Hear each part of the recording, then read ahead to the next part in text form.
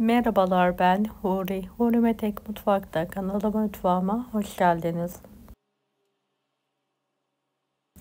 Sizler için puzzle'dan lor dolması tarifi hazırlıyorum.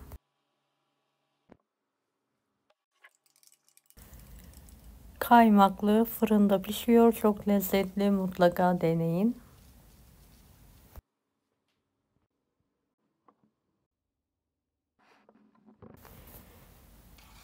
Evet, bir adet büyük boy kuru soğanı sıvı yağ ile kokusu çıkana kadar kavuralım. Bir su bardağı yıkanmış pilavlık bulgur ekleyelim. 1,5 tatlı kaşığı tuz, birlikte kavuralım.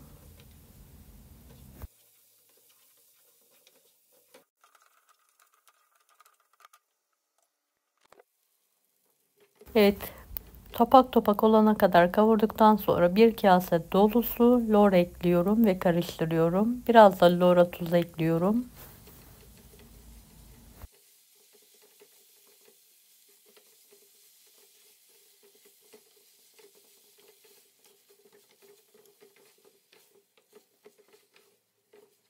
Ve altını kapatıyorum. Şöyle 2 demet pazı yaprağım var, yıkadım. Sıcak suya pazıların yeşil kalması için tuz atalım. Ve pazılarımızı yumuşayana kadar haşlayalım.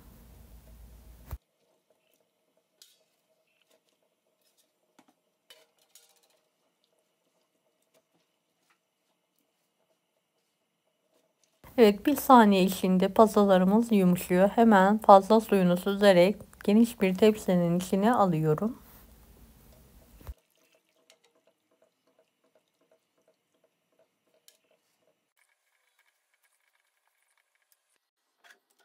Evet, son pazılarımı da haşladıktan sonra alıyorum.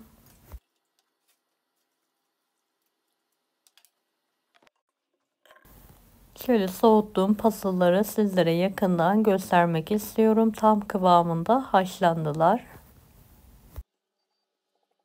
Evet, pazı yapraklarımı düz bir zeminin üzerine yayıyorum.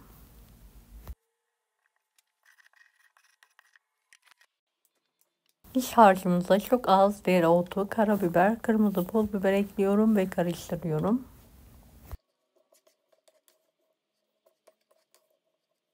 Sıvı kremanız varsa krema da ekleyebilirsiniz iç harcınıza. Benim olmadığı için eklemedim. Evet, lorlu iç harcımızdan pazaları bolca koyarak kenarlarını kapatarak saralım.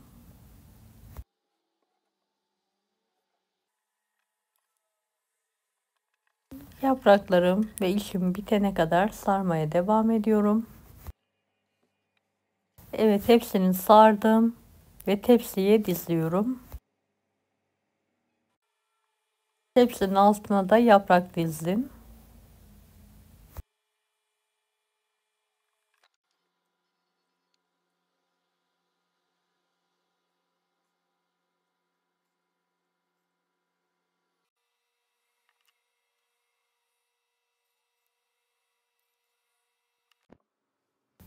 Evet, lor dolmam pişmek için hazır. 1,5 tatlı kaşığı tuz serpelim.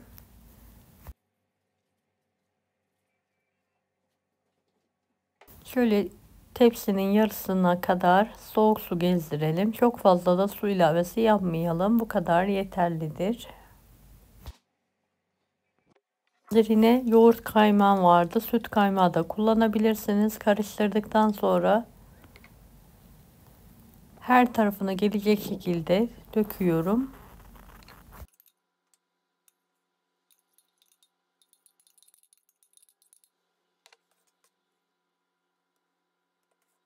Evet, en son kaymağımı düzeltiyorum.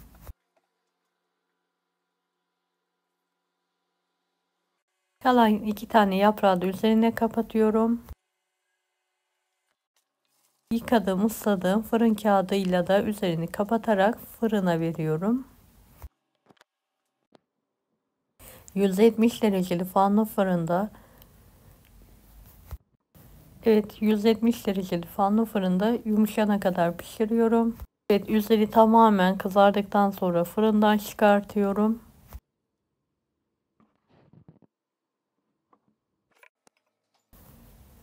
Evet, servise hazırlıyorum.